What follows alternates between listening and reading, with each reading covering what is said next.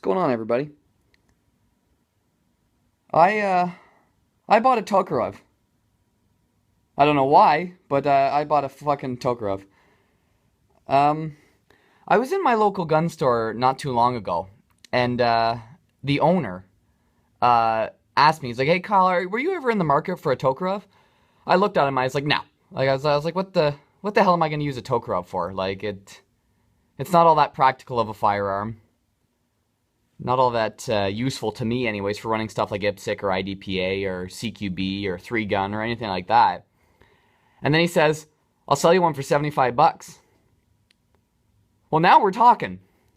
I was like, "Oh, sure, I'll take it." So now this isn't a Russian Tokarev. This is actually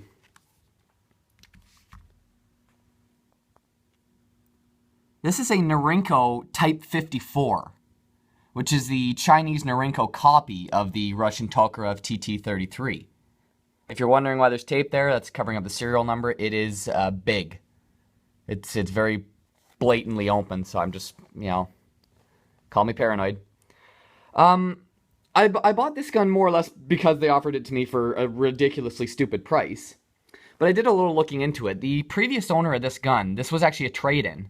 The guy traded it in for, well, obviously less than what I bought it for. And he just didn't like the gun. He didn't fit him, didn't like the recoil, didn't like anything about it. And being a Canadian firearms owner, a lot of people will come to you and be like, "Well, why don't you own a Tokarev?" Everybody's always asking you, "Well, you own a Mosin Nagant, you own an SKS, why don't you own a Tokarev?" Well, there you go. Now I own one. So I just want to go over the gun real quick, show you guys it, and maybe if you notice any differences between this and a TT-33. I personally don't. I don't know too much about these pistols. I'm kind of just giving you an up-close look. Now, before we get started, another thing I should mention is the Tokarev, or at least the Type 54s. I've seen other ones out there, but they're all chambered in 9mm. This one specifically is chambered in the 7.62 by 2.5 Tokarev. So it's the real deal caliber of the Tokarev. This is some 85 grain S&B. This stuff right here, while I'm on it, is about $25 for 50 rounds. So it's 50 cents a shot. It's about the same price as 45 ACP in Canada, subject to change and price changes in the States. You can get the corrosive stuff for about half the price. I don't shoot corrosive. Well, Kyle, it's a $75 gun. I don't care. I don't shoot corrosive ammo. I just don't. I don't like it. But let's get into it. We'll look at the externals first. So if I get right up close here, the famous Norinco, you can see the tooling marks. Like you can see all along where it's been machined, where the slide's been machined, where the frame's been machined. The reason Norinco can produce firearms so cheap is because they skip a quality control check, and that is finish. Now, working in a machine shop for the better part of 12 years, the thing I can tell you about finishing is that's probably one of the longest, most pain-in-the-ass parts of a firearm. Or anything, actually, when you're finishing metal.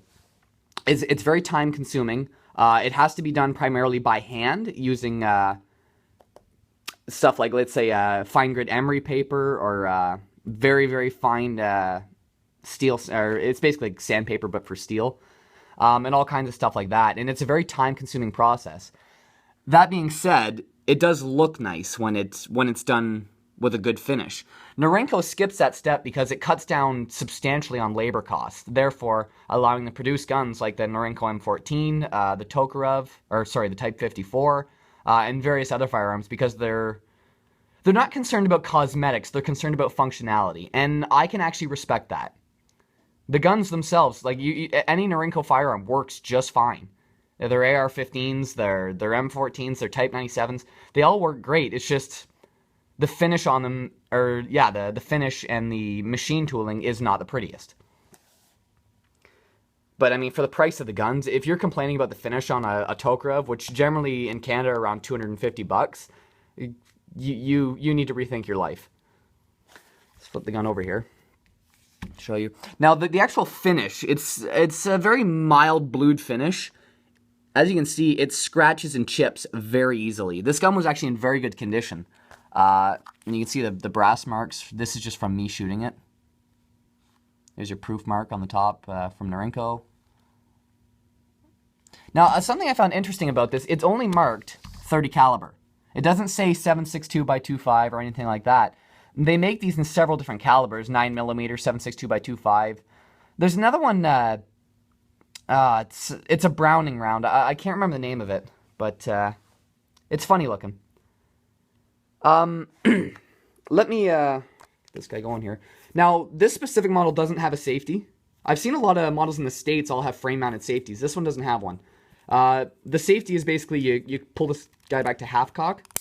That click right there, it locks everything up. The trigger's locked, the slide's locked. This gun is disabled. So if you wanted to go any further, you'd have to cock it all the way.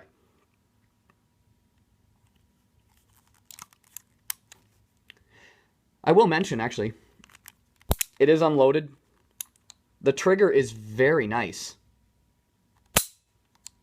It's a little heavy, but it's got a very clean break, which is surprising for a Norinco pistol. Or for Norinco. Let me field strip it, and I'm going to show you guys the inside. So here's the pistol field stripped. It strips down like any other Tokarev. If we look at the finish on it, the barrel, you can see a lot of marking on it. It's been shot I've shot 50 rounds through it. The previous owner shot 75. And you can see it's got a lot of wear on it. It's not pretty to look at. Again, you just got to get past that. Look at the inside.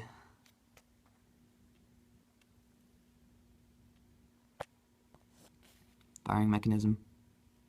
Now, something to note, this writing right here is done with a Dremel tool. So it's a hand-done Dremel tool. The same, like the serial number, the marking, it's all done using a basic Dremel tool. I loaded the magazine up just to show you. 7.62 by 2.5.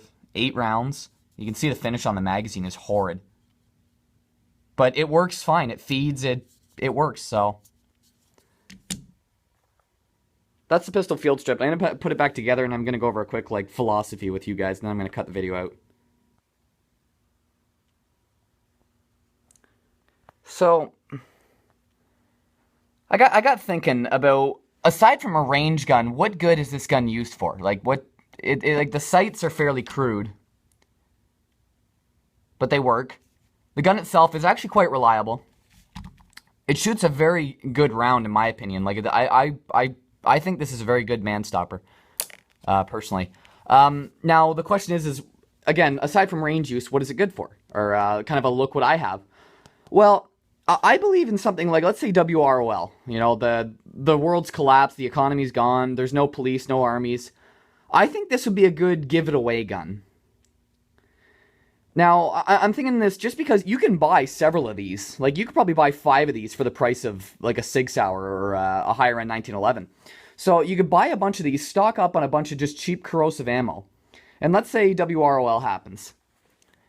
What you can do is you can use these pistols for trading off to friends, family members, or if you got, let's say, Mr. and Mrs. Joe and Jane Doe going out, like just out and about, you notice them. And they've got some supplies that you want. Now, you've got 2 options. You can go kill them and take their shit, or you can offer them a compromise. Say, hey, you know, I noticed you have some, I don't know, some spare gasoline. Well, I need gasoline. What if I trade you a gun for it? You know, you can use things like this to barter because, for one, they're dirt cheap, they'll work, and you know what?